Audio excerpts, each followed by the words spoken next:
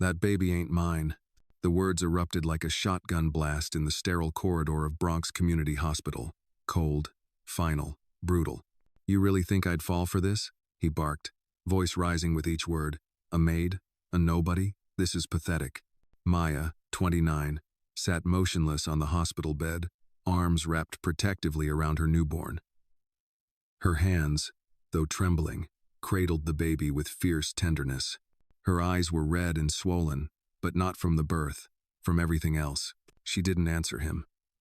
Her lips pressed together so tightly they turned white. Her body curled slightly forward, sheltering the child like a mother shielding against a storm. I came here to be sure, Travis continued, pacing like a caged animal, to see this with my own eyes so you never pull this crap again. Travis, Maya's voice was a whisper, hoarse from fatigue and grief. Please, just look at him. I did look, he snapped. He looks like every other damn baby in this place. Oh. Maya shifted her grip, turning the baby slightly.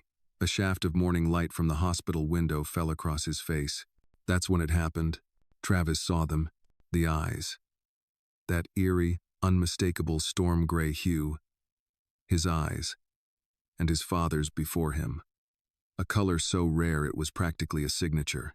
His gaze drifted down to the baby's skin. Pale. Creamy. Too light to ignore. His heart skipped, just once. A hiccup of hesitation in a man who prided himself on absolute control. But then, he blinked, shook his head, and looked away. Nah, he muttered. Coincidence. Genetics are messy. That doesn't mean a damn thing. The world went silent in that half-second.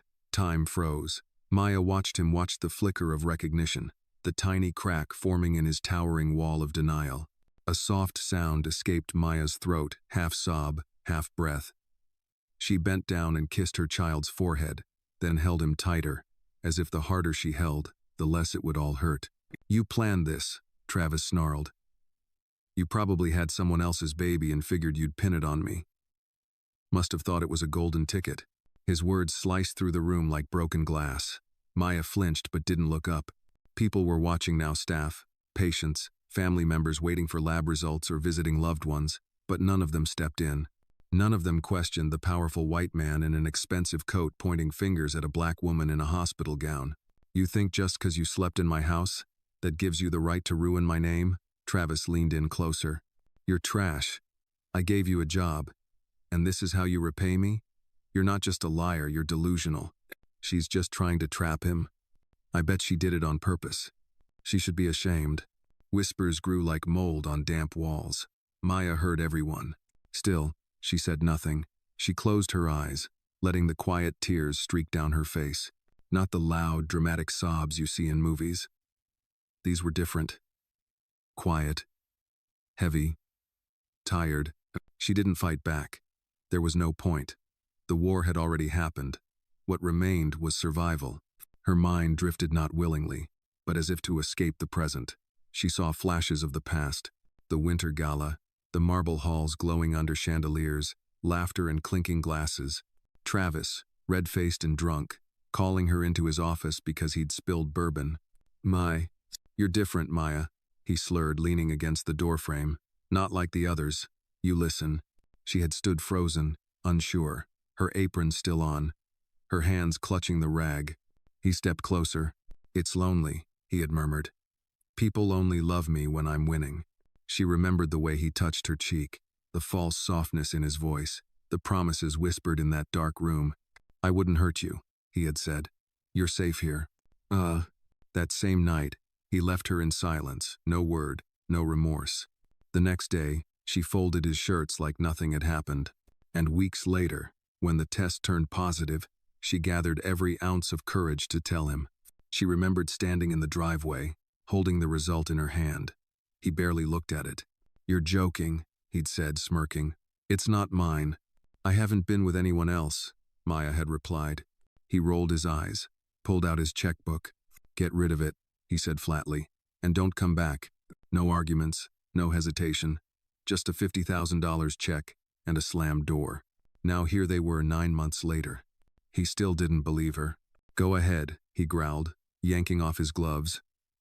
Call the press. Call a lawyer. You'll get nothing.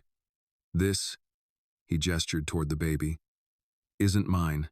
You saw his eyes, Travis, Maya said softly. The same gray as yours. You can lie to the world, but not to yourself. He scoffed and turned away. I see what I want to see, and I see a liar trying to scam her way into a trust fund. Then leave, Maya said quietly. Her voice didn't rise. It didn't break. It simply cut. If you have no heart, then go. I won't beg. Travis paused, then walked to the door. For a moment, he looked back, at her, at the baby, but he said nothing. He saw that baby's eyes again in his mind, a color that shouldn't exist twice by chance. He stepped out, and the door closed behind him. Maya let out a sob she'd held in for hours, maybe days. She buried her face into Caleb's tiny body, rocking back and forth as if motion could stop pain. The baby stirred, then settled. She whispered through tears, "You're not a mistake. You're my reason." Outside, Travis stood beneath the hospital's awning. Snowflakes began to fall, soft and slow. He reached into his coat pocket, pulled out that same crumpled check, creased from months of denial. For a long moment, he stared at it. Then, with a sigh, he ripped it in half, letting the pieces fall onto the sidewalk. But inside, the storm had only just begun. 2 years earlier, the Holt estate was a fortress of silence. Secluded deep within the rolling hills of Fairfield County, Connecticut, the mansion stretched across 6 acres of manicured lawns, marble patios, and glass-walled rooms filled with expensive nothingness. Everything sparkled, but everything echoed. Maya William had been working there for 3 months. She was quiet, efficient, invisible the way the job required. Each morning began before sunrise. By 5 a.m., she'd be folding monogrammed towels, wiping down untouched surfaces, prepping coffee for a man who barely acknowledged her presence. Travis Holt didn't speak unless it was a command. Polish the floors. Don't leave fingerprints on the glass. Have the guest room ready. Maya had learned his rhythms. She knew how he liked his ties hung color-coded. She knew he preferred fresh strawberries with the stems cut a certain way. She also knew he never smiled, never once. On the outside, Travis was the American dream. A billionaire tech icon. CEO of a company that had changed the way people moved through the world. But behind the scenes, he was a machine. Cold, sharp, and most dangerously bored. That winter gala changed everything. It was mid-December. The estate was flooded with people, executives, politicians, actors. The air buzzed with privilege and alcohol. Maya worked the event like a ghost, floating from room to room with trays of champagne and forced smiles. Later that night, after the last car had rolled down the gravel driveway, Travis called her into his private study. "Maya," he slurred from his leather armchair, glass in hand, shirt unbuttoned halfway. "Come in." She hesitated. "Do you need something cleaned?" He waved the question off. "Sit." Her hands tightened on the tray she held. "Sir, I said sit." The study smelled of cigar, smoke, and whiskey. A record player hummed something low and melancholy in the corner. Outside, snow was falling gently, quietly. Travis took a long sip from his glass, then looked at her with a gaze she didn't recognize. It wasn't cold. It wasn't commanding. It was empty. "Do you know what it's like," he said, "to have everything and still feel like nothing?" Maya didn't respond. He laughed bitterly. "Of course you don't. You still believe in people, in purpose. That's cute." She started to rise, but he grabbed her wrist. Not violently, not forcefully. Just enough to stop her. "You listen," he said, his voice dropping. "You're different. You don't pretend. You don't want anything from me. You just exist. It's nice." "I think I should go," Maya said softly. "Why?" he asked. "Afraid I'll hurt you?" "No," she whispered. "I'm afraid you won't remember." That line hung between them. Travis leaned in. His breath smelled like bourbon and grief. "I don't forget things that matter," he murmured. He kissed her then, sudden, clumsy, searching. And Maya, caught between fear, confusion, and loneliness, didn't pull away. Later, lying alone in the guest room she'd cleaned 100 times, Maya stared at the ceiling, her heart beating too loud. He didn't speak to her the next morning, or the next. Weeks passed. Nothing changed, until the 2 pink lines on the test. When she found the courage to tell him, she waited until the end of the day when the house was quiet, and he was alone on the back patio. He barely looked up from his phone. "I'm pregnant," she said. He paused, just a second, then returned to scrolling. "You're joking." "I'm not." He laughed under his breath, the kind of laugh that says, "You're beneath me." "Come on, Maya. You expect me to believe that?" "I haven't been with anyone else," she said. Her voice trembled, but her spine stayed straight. He stood then, towering over her, jaw tight. "You think I'm going to fall for this? You think I'll just nod and hand over a blank check? I know your type." "My type?" Desperate, calculating. You saw an opportunity and took it. Tears pricked her eyes, but she blinked them away. "I trusted you," she said. He pulled his wallet out and tossed a business card at her feet. "My lawyer's name is on there. You want money? Talk to him. But don't ever come back here." "Travis, you're dismissed." She left that night. No severance, no letter of recommendation, just the memory of a man who called her different and then treated her like trash. Back in the present, Maya sat alone in the hospital room. The baby Caleb slept peacefully in the bassinet beside her. The room smelled of antiseptic and baby powder. Outside, snow fell gently against the window pane. Her body ached. Her heart, more. She touched Caleb's cheek with the back of her fingers. He stirred slightly, his lips parting in a dreamlike sigh.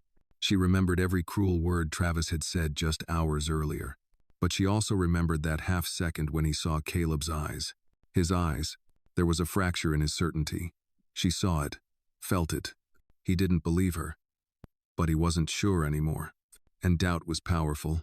Maya leaned forward, pressed a kiss to her son's head. "You are not a tool," she whispered.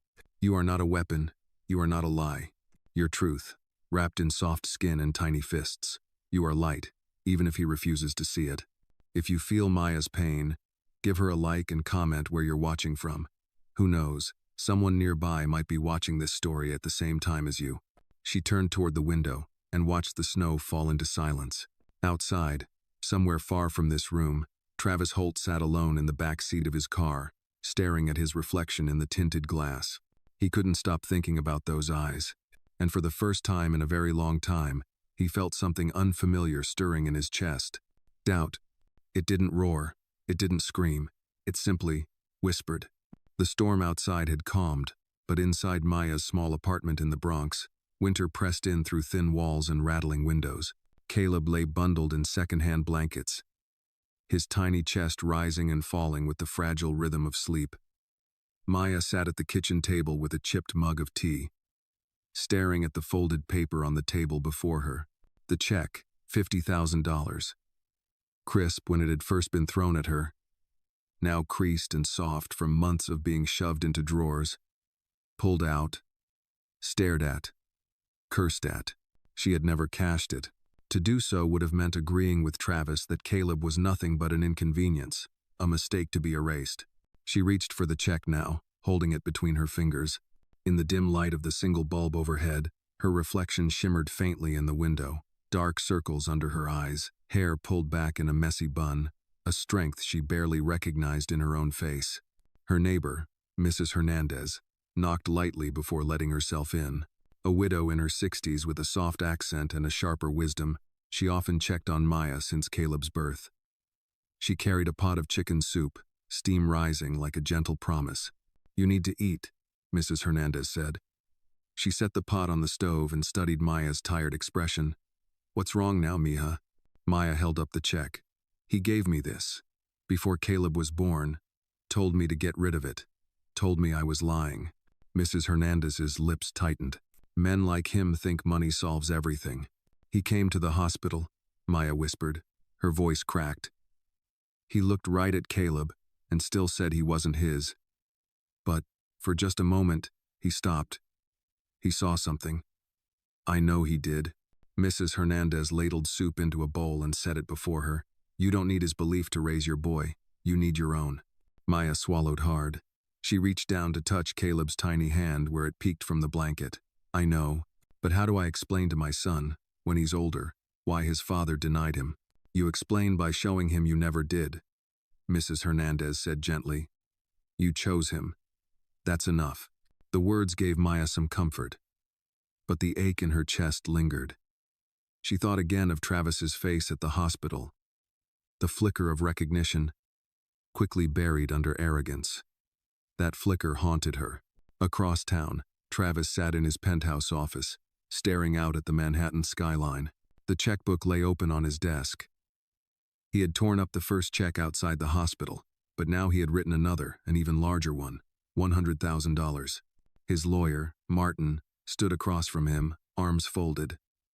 "You want this to go away? Then make it go away."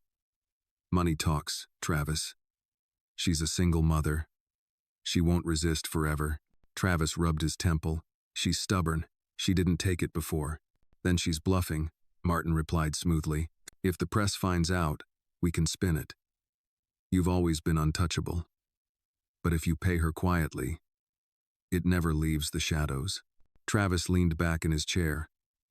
For the first time, the idea of untouchable felt hollow.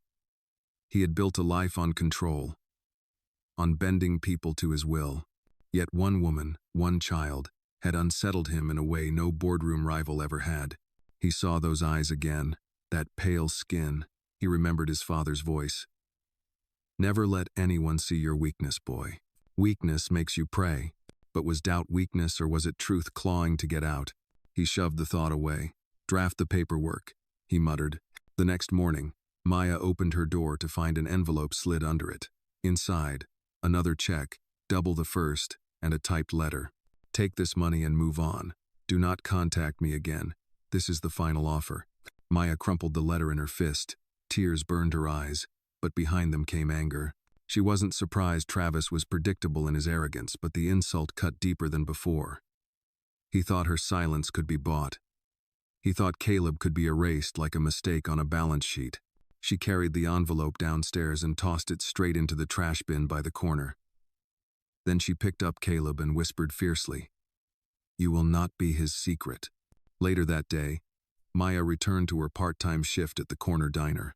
The neon sign buzzed, the smell of grease clung to her uniform, and her feet ached from hours of standing. Still, she kept her head high. Caleb slept in a borrowed crib at Mrs. Hernandez's apartment, safe for the moment. As she wiped down a counter, two men at a booth whispered too loudly, "You hear about that billionaire's maid? Claiming he's the father? She's crazy. Women like that always looking for a payout." Maya's stomach twisted, but she forced herself not to react. This was her life now, judgment from strangers who knew nothing but headlines, whispers in the dark that chipped at her dignity. When her shift ended, she walked home in the falling snow. Her coat was too thin, but she pulled it tighter and kept moving. Above her, Christmas lights blinked weakly in windows. The world felt both cruel and beautiful at once. Back in his office, Travis poured himself another drink. He told himself he had done the right thing. He told himself she was lying, manipulative, dangerous to his empire. Yet when he closed his eyes, he saw Caleb's face. Not Maya's face. Not anyone else's. His own, staring back at him in miniature. He drained the glass, but the image did not fade. In the Bronx, Maya sat by Caleb's crib, humming softly. The lullaby was one her mother had sung to her, back when life was simpler, when dignity wasn't a daily battle. Caleb stirred, opened his eyes for a brief second. Storm gray eyes. Maya smiled through her tears. "He can deny you all he wants, but truth has a way of shining through." The night settled heavy around them. Two souls, one clinging to denial, one clinging to hope, both bound by a child who carried more than blood. He carried the weight of justice yet to come. And somewhere deep inside, in the cracks of his certainty, Travis Holt carried something he could not shake, the gnawing suspicion that the life he had tried to erase was the very one that might expose who he truly was. The Bronx apartment building creaked with the weight of years. Its hallways smelled of fried onions and damp laundry, the kind of scent that clung to walls as much as memories. For Maya William, it was a refuge and a prison all at once. Every evening after her shift at the diner, she climbed 3 flights of chipped stairs, shoulders aching, hands raw from scrubbing counters, and pushed open the door to the tiny space she now called home. Inside, the silence was broken only by the soft breathing of her son, Caleb. That night, She sank into the rickety chair by his crib, her whole body heavy with exhaustion. Caleb stirred, tiny fists waving, his storm-gray eyes blinking open for a moment before fluttering shut again. Maya leaned closer, brushing her hand over his cheek. "You are my light," she whispered. "Even when the world tries to snuff us out." Her phone buzzed on the table. A new message. She picked it up hesitantly. The screen glared with an unknown number. The words cold and sharp. "Cash the check. Stop the lies. This is your last warning." Maya's hands trembled. She deleted the message, tossed the phone aside, and pressed both palms against her eyes. Travis's reach was long. His lawyers, his wealth, his power, they could follow her even into this broken-down building. She felt surrounded, even when alone. The next morning, she bundled Caleb into his carrier and walked him to the community clinic 3 blocks away. The January wind cut through her coat like blades, but she kept moving. Inside the clinic, the waiting room buzzed with coughs and restless children. Posters lined the walls. Free vaccinations for kids. Support for single mothers. Dr. Harris, a black physician in his late 50s with kind eyes, greeted her with a nod. "Maya, how's our little warrior doing today?" "He's healthy," Maya said softly, but she hesitated, then let out the breath she'd been holding. "His father came to the hospital. He looked right at him and denied him, said I was a liar, and now he won't stop." Dr. Harris leaned back, studying her. "Men like that fear truth more than they fear scandal. But truth doesn't go away, Maya. It waits." "Nah, I'm scared he'll hurt us. Not physically, but he has so much power. I have nothing. You have something he doesn't," Dr. Harris said. He tapped a finger against his chest. "You have conviction. You know who your son Island. You know what's right. Don't underestimate that." She nodded, but doubt still gnawed at her. That night, after feeding Caleb and rocking him to sleep, Maya pulled out her journal. She had been writing letters to her son since the day she discovered she was pregnant. Tonight's entry spilled out raw and unfiltered. "Your father is powerful, but his heart is weak. He doesn't see you, not yet. But I will fight, so that one day, you will never question your worth." Across the city, in a glass tower overlooking the East River, Travis Holt stood before floor-to-ceiling windows, drink in hand. The skyline glittered beneath him. He should have felt invincible, as always. But something inside refused to quiet. He kept seeing that baby's face. Those eyes. His eyes. Martin, his lawyer, sat on the leather sofa scrolling through his tablet. "The woman's stubborn. She hasn't cashed either check. If she keeps pushing, we'll need to make her look unstable. A smear campaign. People will believe what we tell them." Travis's jaw tightened. "And if she goes to the press, we bury her," Martin replied smoothly. "Discredit her. A single mother from the Bronx? Against you? She doesn't stand a chance." Travis didn't answer. He turned back to the window, but his reflection stared at him harder than the skyline did. He remembered his father's voice again. "Weakness will destroy you. Deny it before it denies you." But what if the weakness wasn't doubt? What if it was the denial itself? The following week, Maya was back at the diner, pouring coffee for truckers and night shift nurses. The air smelled of bacon grease and burnt toast. She moved quickly, balancing plates, keeping her smile polite even as exhaustion clung to her bones. At one booth, 2 men laughed too loudly. "That's the girl," one said, nodding toward her. "The one who says the billionaire's her baby daddy." "Figures," the other sneered. "All the same story. Get knocked up, point fingers, hope for a payout." Heat burned behind Maya's eyes, but she didn't let them see. She carried their plates to the table, set them down with steady hands, and walked away. Behind her, their laughter stung like acid. Back in the kitchen, she leaned against the counter, closing her eyes for a moment. "God, give me strength," she whispered. Her manager, a wiry man with thinning hair, barked orders from across the room. "Maya, breaks over, table 7's waiting." She straightened, swallowed her pain, and went back out. Later, as snow began to fall again, she pushed Caleb's stroller down the cracked sidewalks of the Bronx. Lights flickered in apartment windows. Somewhere, A radio played an old soul song. The melody drifted around her, reminding her of her mother, long gone but never forgotten. She stopped at the corner bodega for milk. Behind her in line, a woman whispered to another, "That's her. The liar. Poor kid. Growing up without a father." Maya's hands tightened on the stroller handle. She said nothing, paid for the milk, and walked out into the cold.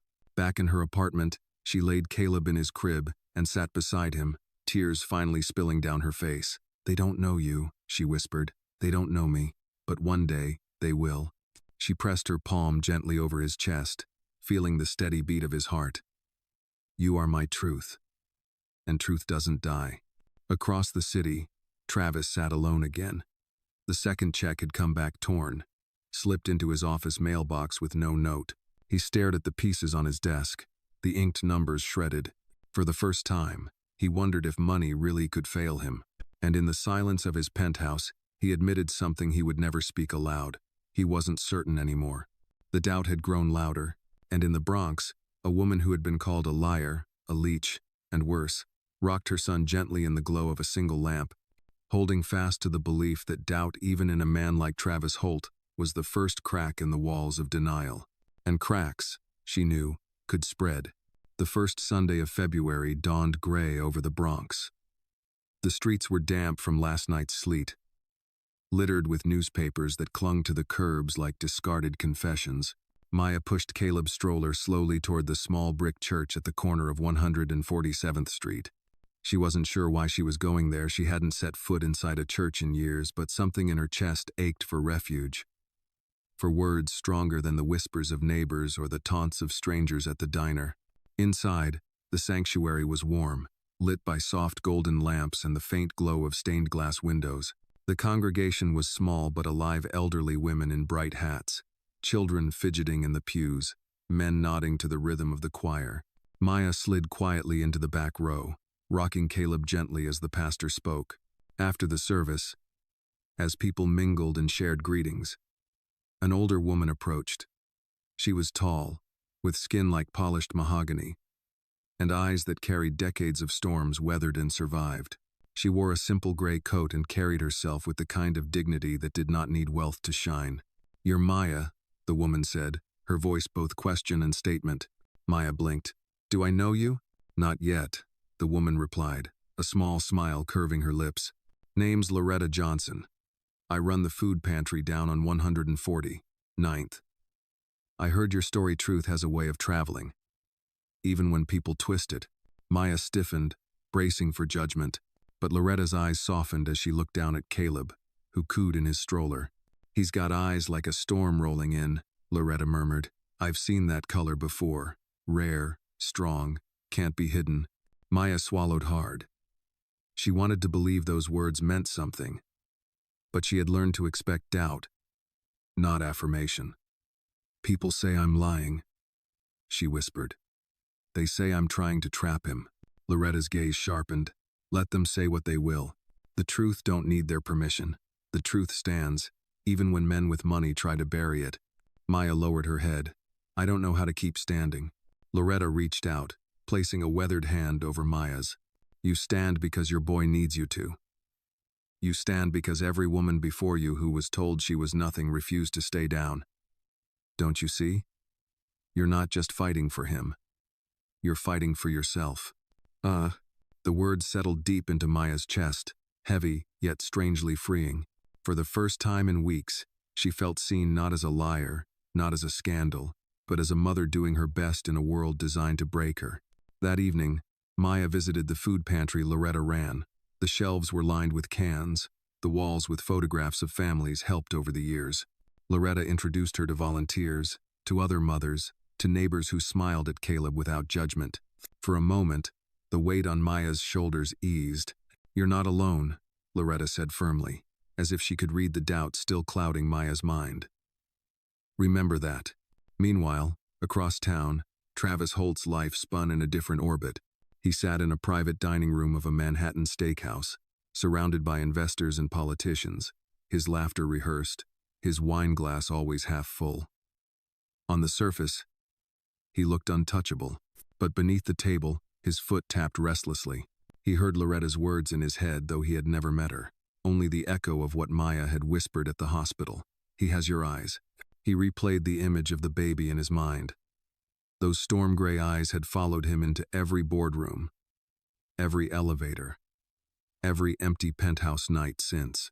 At one point, an investor leaned across the table. "Travis, you look distracted. Everything all right?" "Everything's fine," Travis lied.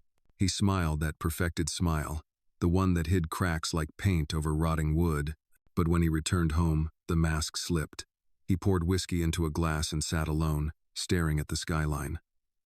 The city lights glittered, yet none of them eased the shadow in his chest. He had built his empire on certainty. Now, for the first time, he wasn't certain of anything. Back in the Bronx, Maya wrote in her journal after putting Caleb to sleep. She wrote about Loretta's words, about the strength she hadn't known she carried, about the fire that was starting to burn again inside her. "You are not a mistake," she wrote to Caleb. "You are not shame. You are my truth. And one day, your father will see it too, whether he wants to or not." Days turned into weeks. Maya worked double shifts, her body aching but her spirit steadier. Loretta checked in often, bringing meals, reminding her to rest, reminding her that dignity was not something a billionaire could erase. One evening, as Maya walked home, a group of teenagers on the corner sneered. "There's the liar," one muttered. "Baby mama of the rich man." Another laughed. "Bet she's just after his wallet." Maya's steps faltered, but she didn't stop. She kept walking, her head high, Loretta's words echoing. The truth don't need their permission. At home, she held Caleb close, pressing her cheek against his soft hair. "One day," she whispered, "you'll know how hard I fought to protect you.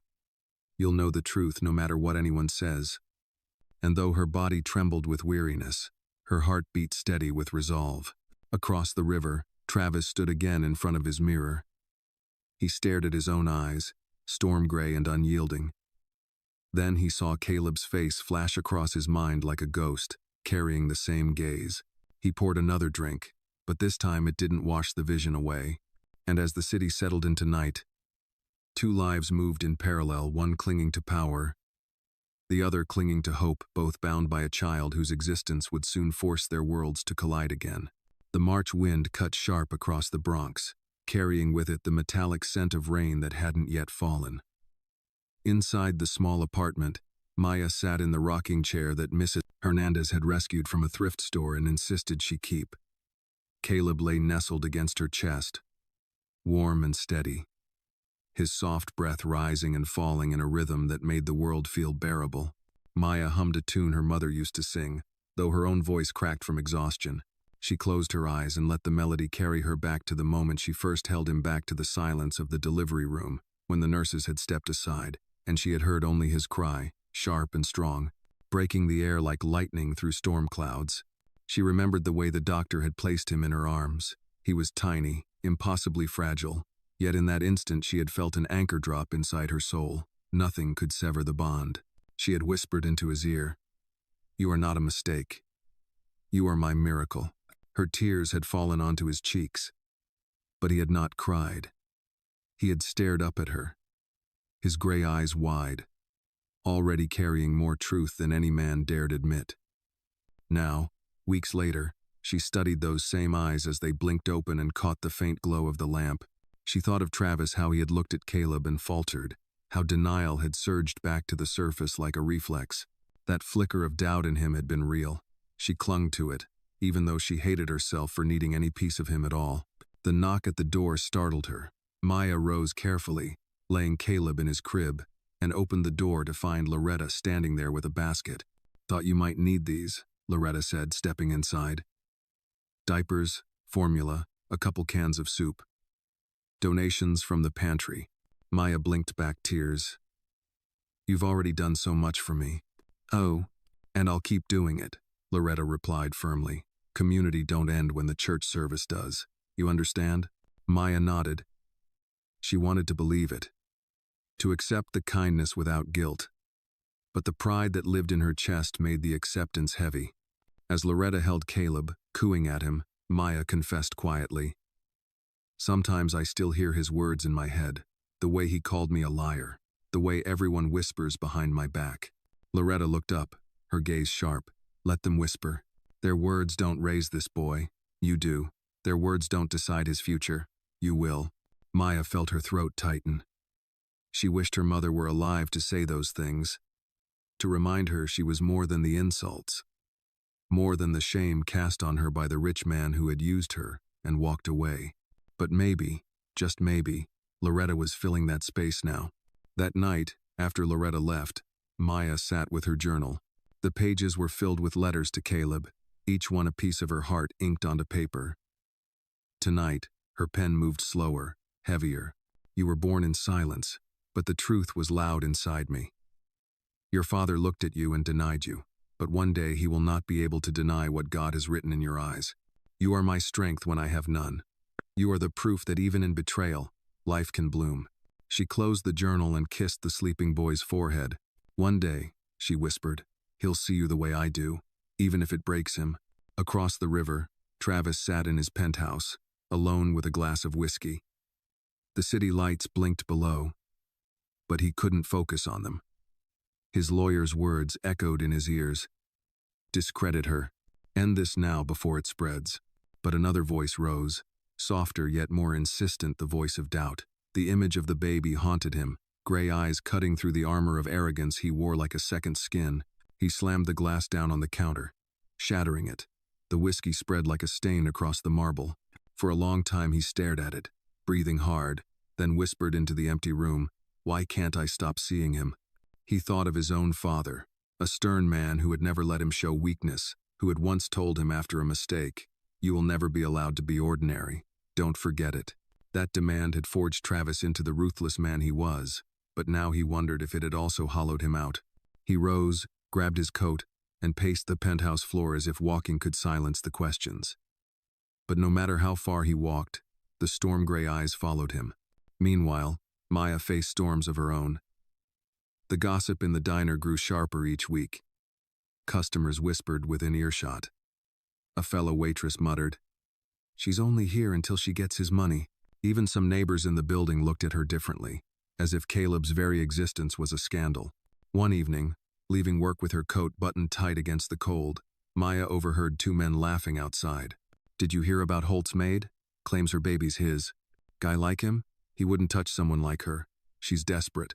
The words struck, but Maya kept walking, clutching the stroller handle tighter as Caleb slept beneath his blanket. She had learned not to fight with words. Her fight was survival. Her weapon, the unshakable love she carried for her son. Back home, she looked at Caleb, tiny chest rising and falling, and whispered, the world may deny you. He may deny you. But I never will. That night, as the city hummed with distant sirens and muffled arguments, Maya knew she had reached a turning point. She could no longer hope Travis would change on his own. If justice was ever going to come, she would have to be the one to bring it into the light. She kissed Caleb's forehead again and said, you were born in silence. But I promise, my son, your truth will not stay silent forever.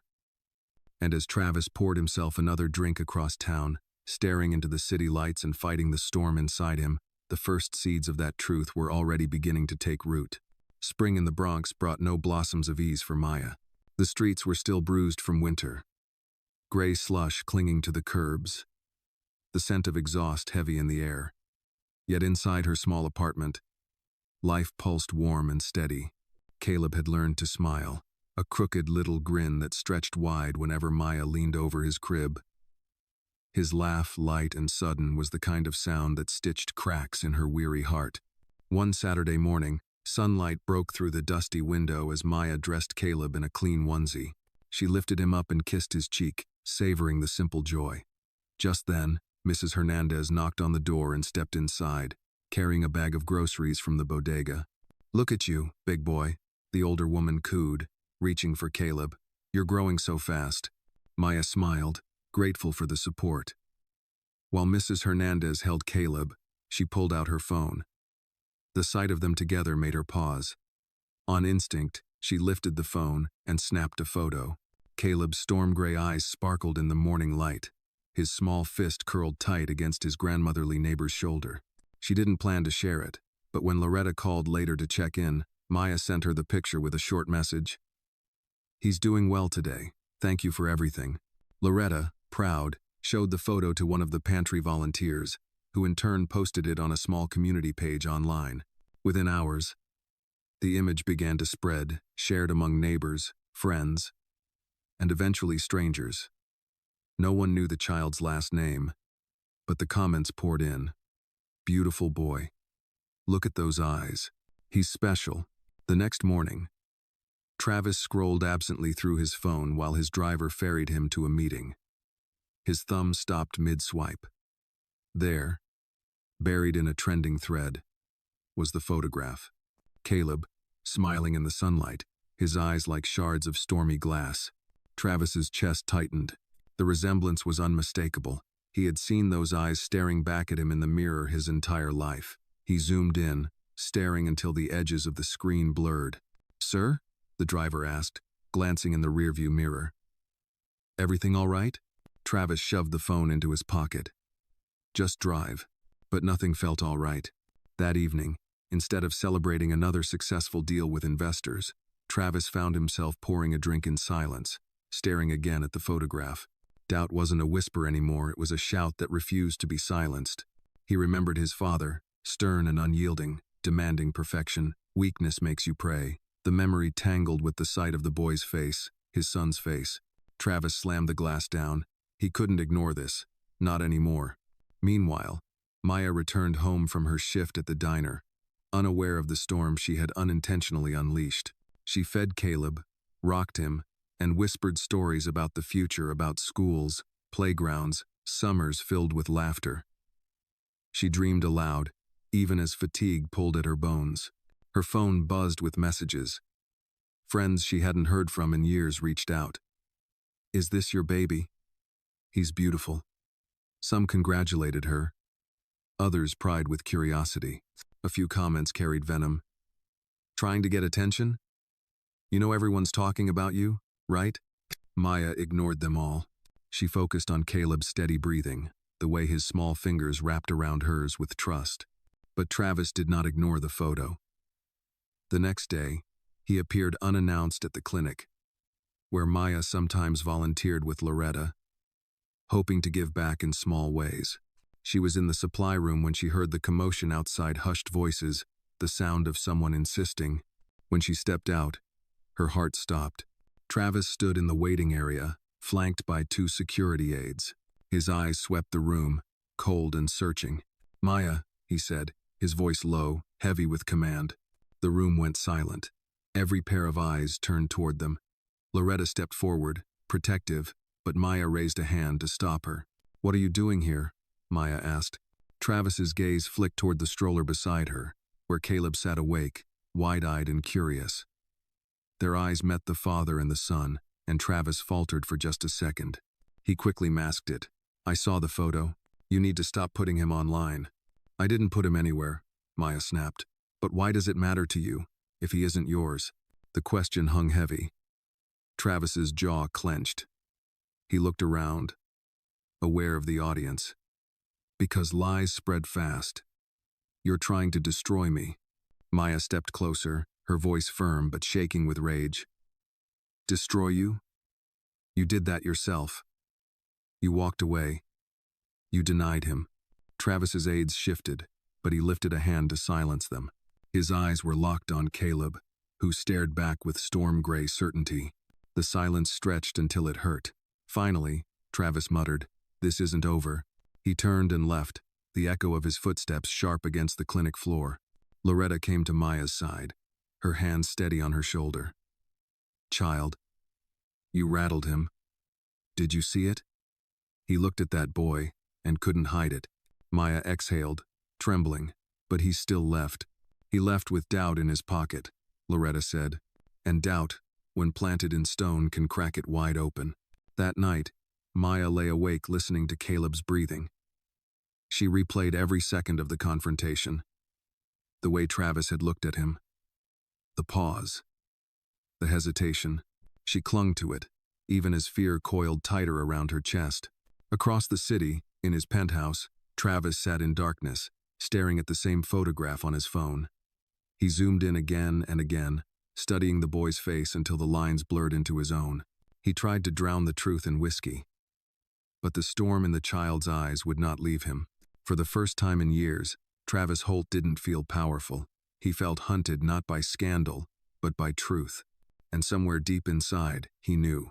No amount of money, denial, or distance would keep it from finding him. The night after the clinic confrontation, Travis lay awake in his penthouse, staring at the ceiling. The city sprawled beneath him, a blanket of lights and noise, yet he felt utterly alone. He poured another glass of whiskey, but left it untouched on the nightstand. No drink could silence the image burned into his mind, Caleb's storm-gray eyes, his own eyes, his father's eyes. He rose from bed and walked barefoot across the cold marble floor into his private study. On the wall hung an old black and white photograph of his father, taken decades earlier. A stern man in a tailored suit, eyes sharp, mouth unforgiving. The resemblance between those eyes and Caleb's was undeniable. "Damn it," Travis muttered, tearing his gaze away. He splashed water on his face in the adjoining bathroom, gripping the counter until his knuckles whitened. In the mirror, he saw not himself but echoes the boy who had grown up under those unforgiving eyes, the boy told never to falter, never to show weakness. And now, a child born of a mistake threatening to unravel everything he had built. The next morning, Martin, his lawyer, arrived at the penthouse. "We need to control the narrative," Martin said briskly, dropping a folder on the desk.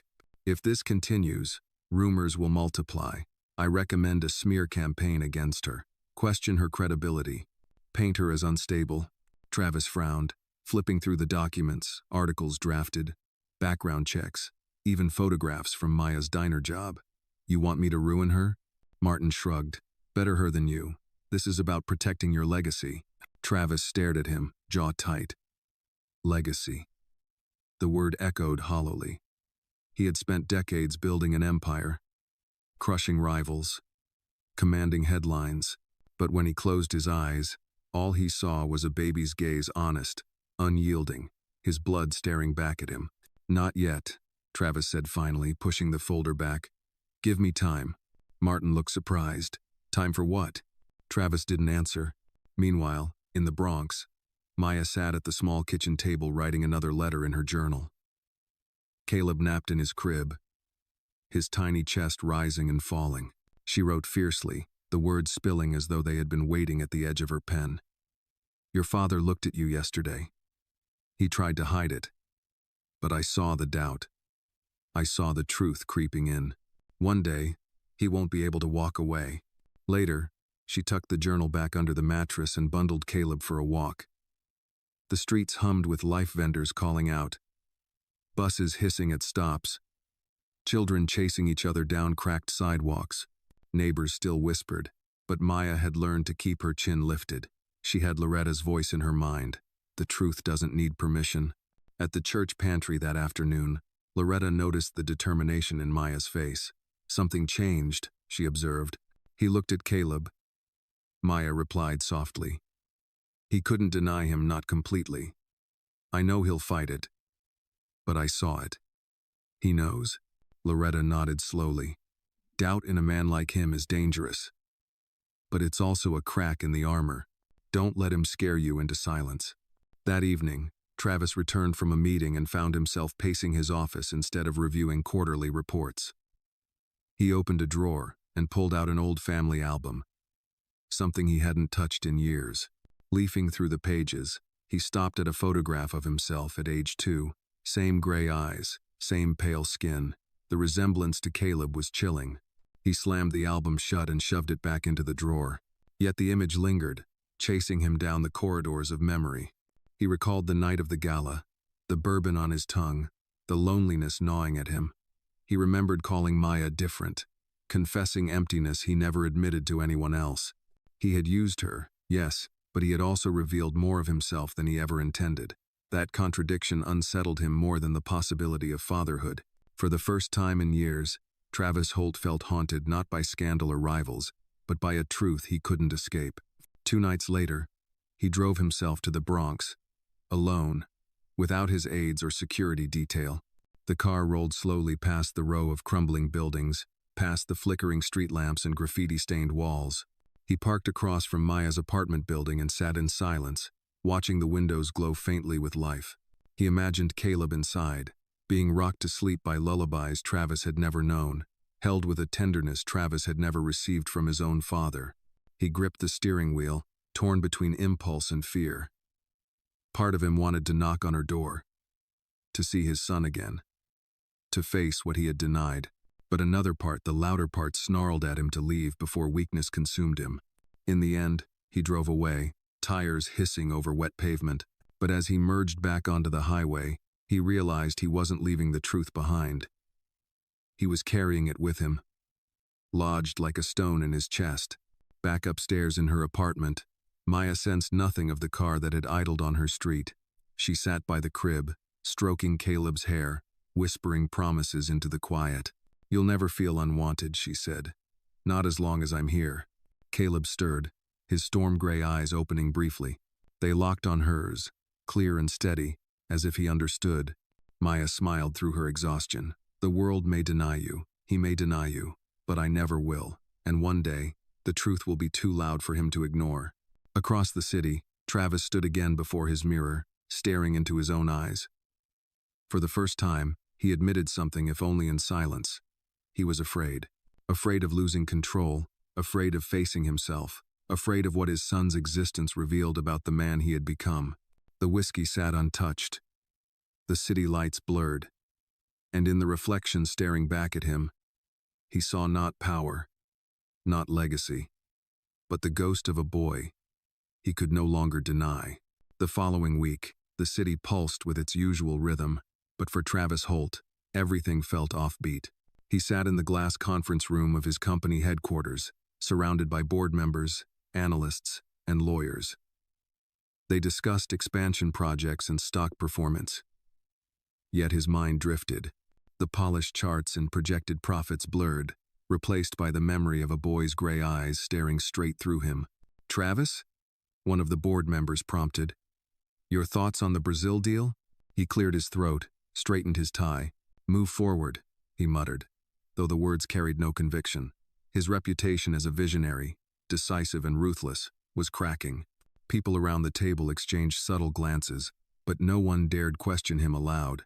Later, in the solitude of his penthouse, he poured himself a drink and didn't touch it. Instead, he walked to the balcony, the city buzzing beneath him like a restless hive. He leaned against the rail and whispered into the night, "What am I doing?" The question was not for shareholders or lawyers, but for himself, and it had no answer. Meanwhile, in the Bronx, Maya noticed the change too, though from her side of the glass. It looked like shadows lengthening. She heard whispers that Travis had been distracted at meetings, that his sharpness was dulled. She couldn't confirm the rumors, but she felt in her bones that the truth was beginning to wear him down. At the diner one evening, a woman in a business suit approached her. "You're Maya, aren't you?" the stranger asked. Maya tensed. "Who's asking?"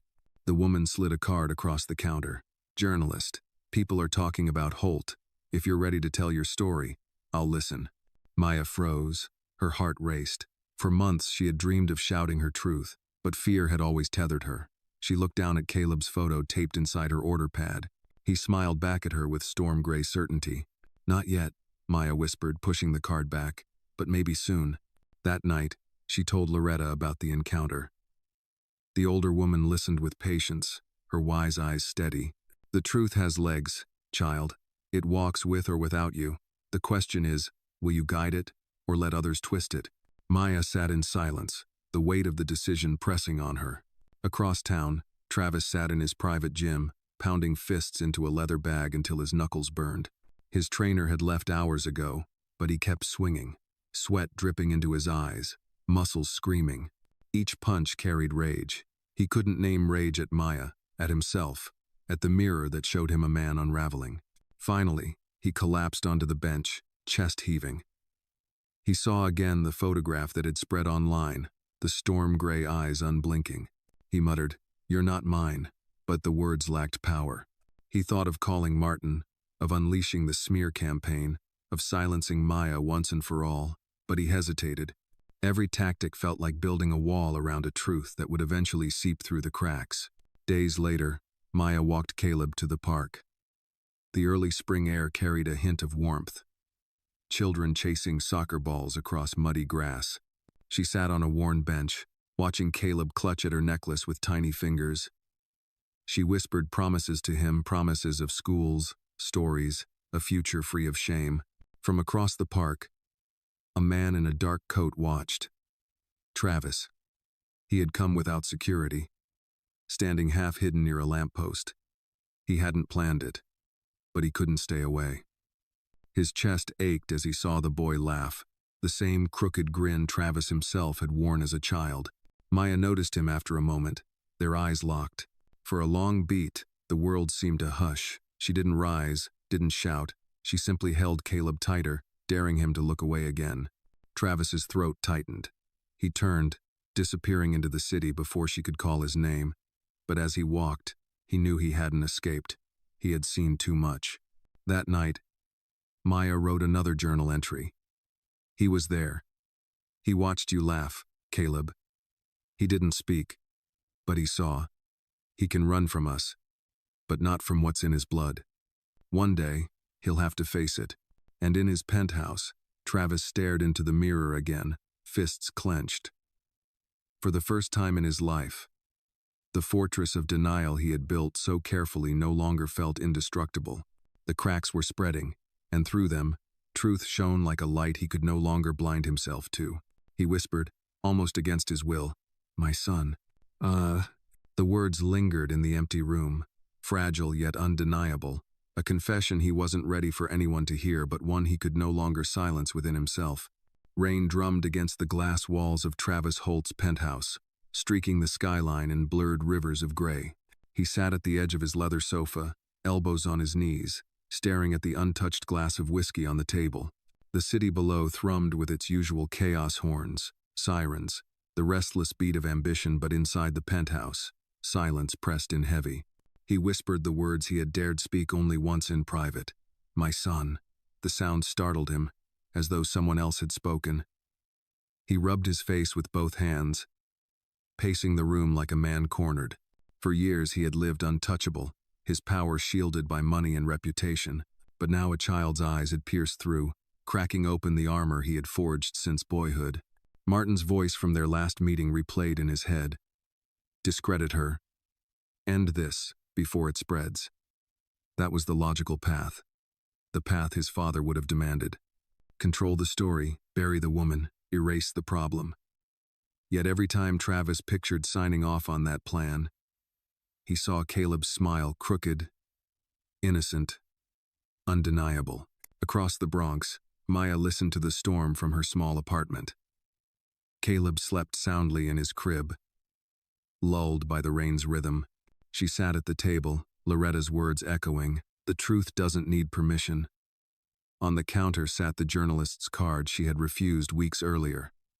She traced its edges with trembling fingers. Her fear warred with her fury. She had survived shame, gossip, exhaustion, but what if Travis moved to destroy her completely? He had the money, the connections, the media clout. One false headline, and she could lose everything: her job, her dignity, maybe even her son's future. Yet another voice pushed against the fear. If you stay silent, he wins. The next Sunday, Maya met Loretta at the church pantry. The older woman noticed the card in her hand. Still wrestling with it? Maya nodded. If I speak, he'll come after me. If I stay quiet, I'm complicit in his denial. I don't know what's right anymore. Loretta squeezed her shoulder. Right and easy rarely walk together. You already know the truth. The question is, do you have the courage to let others see it? That night, Maya drafted an email to the journalist. Her finger hovered over send. She looked at Caleb, stirring softly in his crib, and pressed it. Meanwhile, Travis sat in his office overlooking the East River, documents spread before him. He tried to drown himself in numbers and contracts, but his phone buzzed. A notification. An online article. His heart dropped as he read the headline, Single mother claims billionaire Travis Holt fathered her child. The photograph of Caleb filled the screen, those storm gray eyes, that unmistakable grin. The article detailed Maya's background, her work as a maid in his estate. The night she said everything changed. Travis' pulse pounded, rage surged, but underneath it, fear. The story was out now. No smear campaign could erase what people had already seen. Within hours, his office phone rang non-stop. Board members demanded answers. Investors threatened to pull out. His lawyer barked about defamation suits, but all Travis could see was the boy's face plastered across every news feed. He left the building without speaking to anyone, ignoring the rain that soaked his tailored suit. He drove aimlessly until he found himself outside Maya's apartment building again. The neon sign of the corner bodega flickered across the wet pavement. He didn't go in. He sat in the car, staring at the glowing windows, his chest tight. For the first time in decades, Travis Holt, master of every room, felt powerless. Inside, Maya held Caleb close as her phone buzzed endlessly. Some messages were supportive. "You're brave. We believe you." Others cut like knives. "Gold digger. Liar." She turned the phone face down and kissed her son's head. "They don't matter," she whispered. "What matters is you." But deep down, she knew this was only the beginning. The next morning, cameras swarmed outside Travis's corporate headquarters. Reporters shouted questions as he strode past, face stone hard. "Mr. Holt, is it true? Is Caleb your son? Did you pay off the mother to keep quiet? Why deny him?" He said nothing. Silence was his shield. But silence was also admission. Every flash of a camera felt like another crack in his fortress. Back in the Bronx, Maya faced her own storm. Neighbors gossiped louder. Customers at the diner whispered openly now. But she held her head higher than before. For the first time, she wasn't just surviving, she was fighting. Loretta visited that evening, bringing soup and steady wisdom. "You lit a fire, child. Fire spread fast. Be ready." Maya nodded, exhaustion etched in her face, but her eyes steady. "I'm not afraid anymore." He saw Caleb. The world will see him too. That's enough. Across town, Travis stood once more before his mirror. His reflection looked back, not as the billionaire titan, but as a man cornered by his own lies. Behind his eyes flickered the truth he could no longer outrun. "My son," he whispered again, the words heavier now, carrying both fear and inevitability. And as the city buzzed with scandal, two worlds moved closer to collision.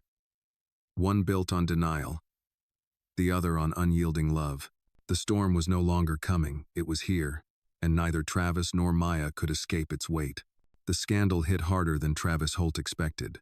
By midweek, his name trended across every platform, the photograph of Caleb's eyes becoming an emblem of whispered truth. The media swarmed,